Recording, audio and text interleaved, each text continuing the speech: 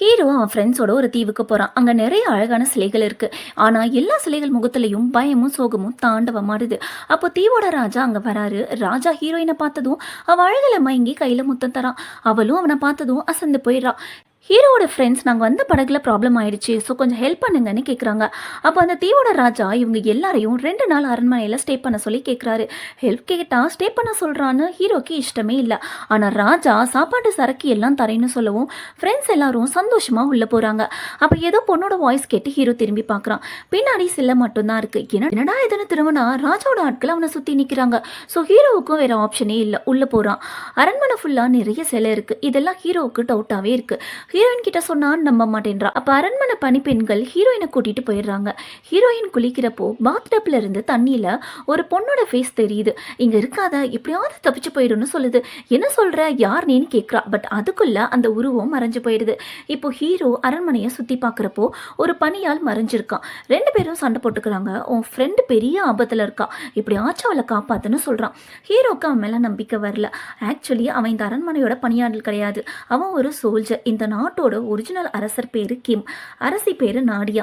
இப்ப ராஜாவா இருக்கிறது உண்மையான ராஜா இல்ல, இவன் ஒரு ஆர்டிஸ்ட். எல்லாம் கேட்ட ஹீரோ இப்போ ஒரு ராஜா எங்கன்னு கேட்கிறாரு. அவரை இவன் எங்கேயோ மறைச்சு வச்சிருக்கான்னு சொல்றான்.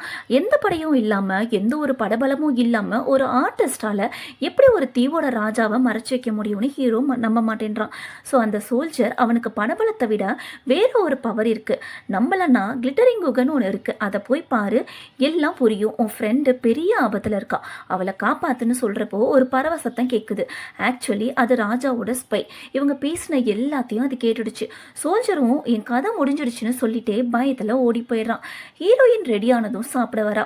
அப்போ ராஜா என்னோட ஆர்ட் ஒர்க்கை பார்க்க வரியான்னு ஹீரோயினை மட்டும் கேட்கவும் எனக்கும் ஆசையாக இருக்குன்னு ஹீரோவும் கூட போகிறான். அவளுக்கு அரண்மனையை சுற்றி காட்டுறப்போ ஒரு சிலையை பார்த்து யார் இது, நான் குளிக்கிறப்போ இந்த பொண்ணு ஏதோ சொல்ல வந்தான்னு சொல்கிறான். லைட்டாக டென்ஷன் ஆனாலும் வெளியில் காமிச்சிக்காம இவ என்னோட ஒய்ஃப், கொஞ்ச நாள் முன்னாடி தான் இறந்து போயிட்டான்னு சொல்லி சமாளிக்கிறாரு. இந்த சிலை செய்கிற பிளேஸ் எங்கன்னு கேட்டுட்டு அதை பார்க்க ஹீரோ போகிறான். பட் ராஜா அவனை உள்ள விட மாட்டேன்றான். ஸோ ஹீரோ யாருக்கும் தெரியாமல் அங்கே போய் பார்க்குறான். அந்த பிளேஸில் இவன் கிட்ட பேசின சோல்ஜரோட சிலை இருக்கு. அப்போதான் ஹீரோக்கு எவ்வளோ பெரிய ஆபத்தில் இருக்கும்னு புரியுது. அங்கேருந்து தப்பிச்சு வந்து ஹீரோயின் கிட்ட எல்லாத்தையும் சொல்கிறான். ஹீரோயினுக்கு இவன் மேலே நம்பிக்கையே இல்லை. இங்கே கிளிட்டரிங் குகன்னு ஒரு பிளேஸ் இருக்குது, அதை பார்க்க போகிறேன், அவங்க வராத மாதிரி பார்த்துக்கோன்னு சொல்கிறான். எதுவும் பிரச்சனையில் மாட்டி விட்டுட்டாதுன்னு சொல்கிறப்போ அங்கே ராஜா கரெக்டாக வந்துடுறான். கேர்ஃபுல்லாருன்னு வார்ன் பண்ணிவிட்டு ஹீரோ போயிடுறான். அவன் ஃப்ரெண்ட் அந்த தீவில் இருந்த ஒரு பவுடரை வச்சு ஏதோ எக்ஸ்பெரிமெண்ட் பண்ணிட்டு இருக்கான். அந்த பவுடருக்கு பவர் ஜாஸ்தி. இங்கே இருக்க எல்லா சிலையிலையும் இந்த பவுடர் மிக்ஸ் ஆகியிருக்குன்னு சொல்லவும் ஃப்ரெண்டை கூட்டிகிட்டு அந்த கிளிட்டரிங் குகைக்கு போகிறான். இதெல்லாம் ராஜாவோட தூது பறவை பார்த்துடுச்சு. இப்போ ராஜா ஹீரோயினை போஸ் கொடுக்க சொல்லி சிலையை செய்ய ஸ்டார்ட் பண்ணுறான்.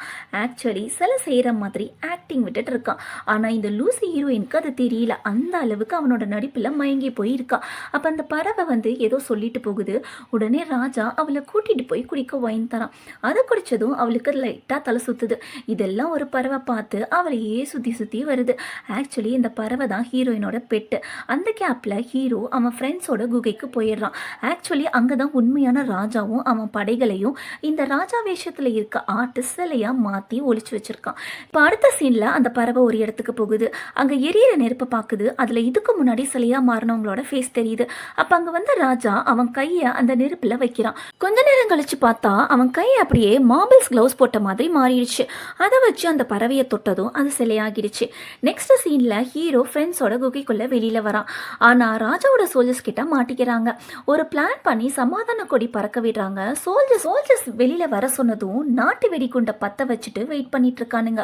ஒரு அறிவொளி சோல்ஜர் அவன் கிட்ட பின்னாடி என்ன வச்சிருக்கான், தூக்கி போடுன்னு சொல்லவும் கரெக்ட் டைமிங் தானே தூக்கி போட்டுட்டு குனிஞ்சிக்கிறானுங்க. சோல்ஜர்ஸ்க்கு பயங்கர அடி. எப்படியோ அங்கிருந்து எஸ்கேப் ஆகி ஹீரோயினை காப்பாற்ற ஓடி வராங்க. அரண்மனை உள்ள இருந்த சோல்ஜர்ஸ் கிட்ட சண்டை போட்டுட்டு ஹீரோ உள்ள வரத்துக்குள்ள ராஜா ஹீரோயினை சிலையாக்கிடுறான். அப்ப 2 பேருக்கும் சண்டை வரப்போ ஹீரோ ராஜாவை தள்ளி விட்டுறான். ஸோ போலி ராஜா ஹீரோ கிட்ட காப்பாற்ற சொல்லி ஹெல்ப் கேட்குறான். உன் கையை பிடிச்சு காப்பாத்தினா நான் சிலையா மாறிட்டவனே, உன்னை காப்பாத்தினா எனக்கு என்ன லாபம்னு கேட்குறான். இங்கேருந்து உங்க எல்லாரையும் சேஃபாக வெளியில் விட்டுறேன்னு சொல்கிறான். சரி போய் தொலைன்னு ஹெல்ப் பண்ண போகிறப்போ பிளான் பண்ணி ஹீரோவை டச் பண்ண பார்க்குறான். இவன் வேலைக்காக மாட்டான். ராஜான்னு அவன் கையை வச்சு அவனை தொட வச்சு போலி ராஜாவை சிலையாக்கிட்டான். ஒத்த கையில் தொங்கவும் அந்த சிலை வெயிட்டு தாங்காம கீழே விழுந்து உடஞ்சிடுது. அவன் சிலையானதும் அவனால சிலையானவங்க எல்லாம் இப்போ மனுஷங்களா மாறிட்டாங்க.